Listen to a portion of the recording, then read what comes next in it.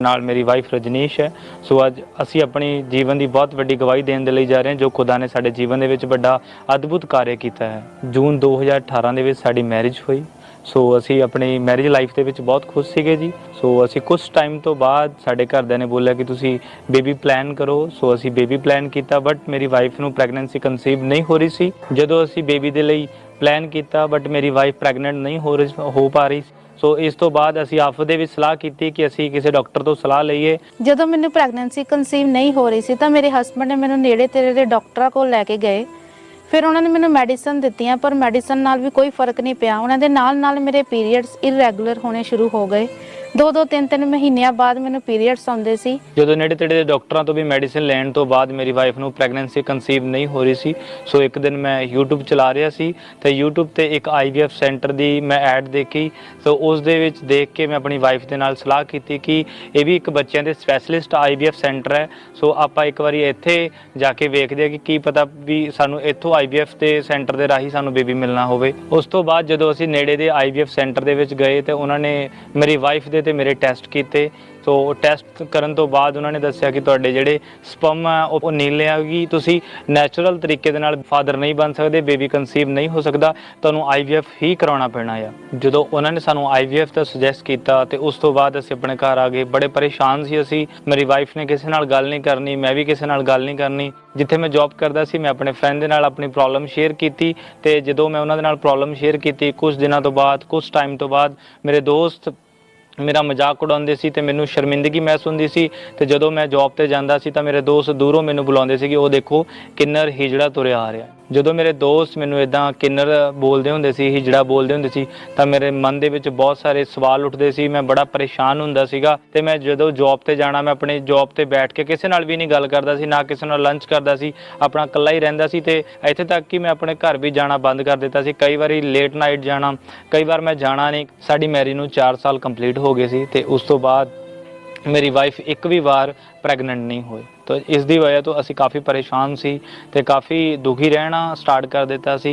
ते जदों सानू लोग पुछदे सी कि तुहाडे को बच्चा नहीं हो रहा तो की कारण है, तो असी बड़ा परेशान हुंदे सी। जदों ये क्वेश्चन साडे मन दे विच आउंदा सी ते लोग सानू जदों पुछदे सी ते असी परेशान हुंदे सी। किसी रिश्तेदारी दे विच जदों जाना ते उन्हां ने सानू पुछना कि तुहाडे बच्चा क्यों नहीं हुंदा, ते असी ये गल्लां सोच सोच के बड़े परेशान हुंदे सी। ते जदों असी लोकां दे बच्चों नूं देखदे हुंदे सी ते साडे भी दिल दे विच एक सवाल उठदा सी, काश साडे कोल भी औलाद होंदी ਜਿਹੜੇ ਸਾਨੂੰ ਮੰਮੀ ਪਾਪਾ ਕਹੇ। ਜਦੋਂ ਸਾਡੇ ਕੋਲ ਕੋਈ ਵੀ ਬੇਬੀ ਬਲੈਸਿੰਗ ਨਹੀਂ ਸੀ, ਕੋਈ ਵੀ ਔਲਾਦ ਨਹੀਂ ਸੀ, ਤੇ ਫਿਰ ਵੀ ਸਾਡਾ ਭਰੋਸਾ ਪਰਮੇਸ਼ਵਰ ਤੇ ਸੀ, ਕਿਉਂਕਿ ਅਸੀਂ ਬਾਈਬਲ ਨੂੰ ਰੀਡ ਕਰਦੇ ਸੀ ਤੇ ਬਾਈਬਲ ਦੇ ਵਿੱਚ ਇੱਕ ਬਹੁਤ ਵੱਡੀ ਉਦਾਹਰਣ ਪਰਮੇਸ਼ਵਰ ਨੇ ਤੇ ਪਰਮੇਸ਼ਵਰ ਦਾ ਦਾਸ ਅਬਰਾਹਮ ਤੇ ਉਸਦੀ ਪਤਨੀ ਸਾਰਾ, ਤੇ ਉਹਨਾਂ ਦੇ ਕੋਲ ਵੀ ਕੋਈ ਔਲਾਦ ਨਹੀਂ ਸੀ।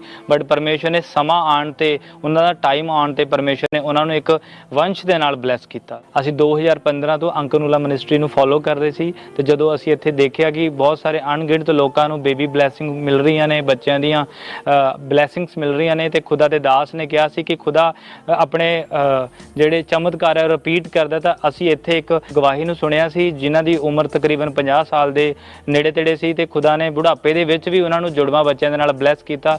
ਤੇ ਅਸੀਂ ਵੀ ਕਹਿੰਦੇ ਹੁੰਦੇ ਸੀ ਉਹਨਾਂ ਦੀ ਗਵਾਹੀ ਵੱਲ ਵੇਖ ਕੇ ਕਿ ਅਗਰ ਖੁਦਾ ਇਹਨਾਂ ਨੂੰ ਬਲੈਸ ਕਰ ਸਕਦਾ ਤਾਂ ਖੁਦਾ ਸਾਨੂੰ ਵੀ ਬਲੈਸ ਕਰ ਸਕਦਾ ਹੈ। ਫਿਰ ਅਸੀਂ ਲਗਾਤਾਰ ਪਰਮੇਸ਼ਵਰ ਦੇ ਭਵਨ ਦੇ ਨਾਲ ਜੁੜੇ ਰਹੇ ਤੇ ਲਗਾਤਾਰ ਅਸੀਂ ਇਸ ਮਿਨਿਸਟਰੀ ਨੂੰ ਫੋਲੋ ਕਰਦੇ ਰਹੇ। ਜਿੱਦਾਂ ਹੀ ਖੁਦਾ ਦੇ ਦਾਸ ਵਚਨ ਨੂੰ ਦੱਸਦੇ ਅਸੀਂ ਉਹ ਪ੍ਰੋਪਰ ਵਚਨ ਨੂੰ ਫੋਲੋ ਕਰਦੇ ਰਹੇ। ਤੇ ਜਦੋਂ ਅਸੀਂ ਇੱਥੇ 14 ਅਕਤੂਬਰ 2021 ਨੂੰ ਅਸੀਂ ਇੱਥੇ ਆਪਣੇ ਸੋਲਿਊਸ਼ਨ ਗਰਾਊਂਡ ਦੇ ਵਿੱਚ ਆਏ ਤਾਂ ਖੁਦਾ ਦੇ ਦਾਸ ਸਪੈਸ਼ਲ ਪ੍ਰਾਰਥਨਾ ਕਰ ਰਹੇ ਸੀ ਕਿ ਜਿਨ੍ਹਾਂ ਦੇ ਕੋਲ ਕੋਈ ਬੇਬੀ ਨਹੀਂ ਹੈ, ਕੋਈ ਔਲਾਦ ਨਹੀਂ ਹੈ, ਕਿ ਤੁਸੀਂ बेबी दे नाल ब्लेस होने के लिए जा रहे हो।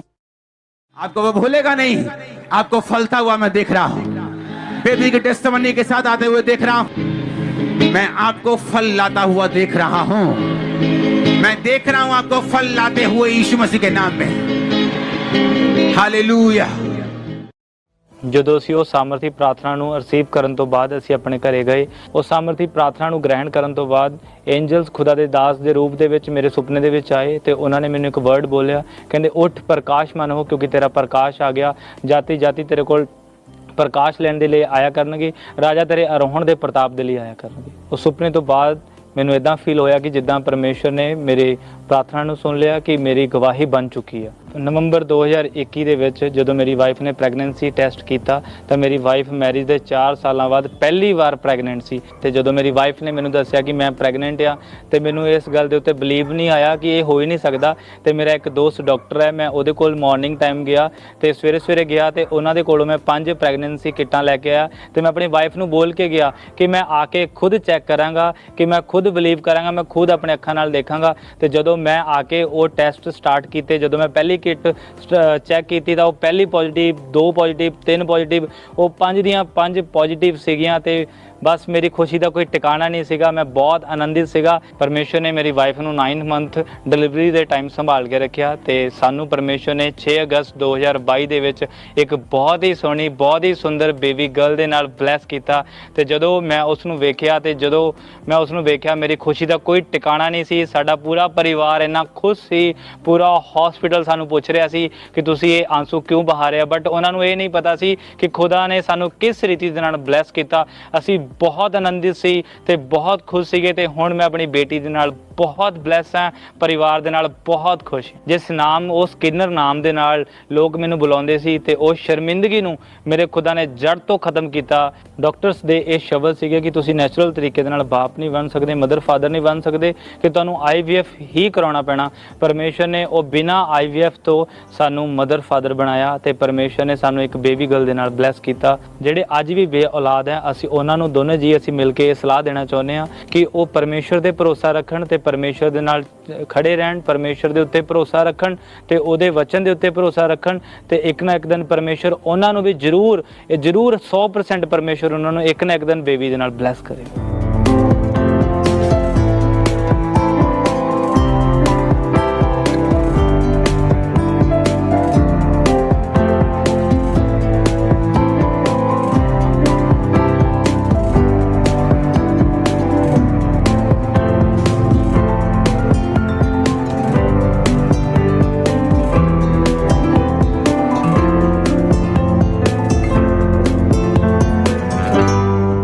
ਇਸ ਵੱਡੀ ਆਸ਼ੀਸ਼ ਦੇ ਲਈ ਅਸੀਂ ਪਰਮੇਸ਼ਰ ਦਾ ਧੰਨਵਾਦ ਕਰਦੇ ਹਾਂ ਤੇ ਖੁਦਾ ਦੇ ਅਭਿਸ਼ਕਤ ਦਾਸ ਦਾ ਵੀ ਧੰਨਵਾਦ ਕਰਦੇ ਹਾਂ।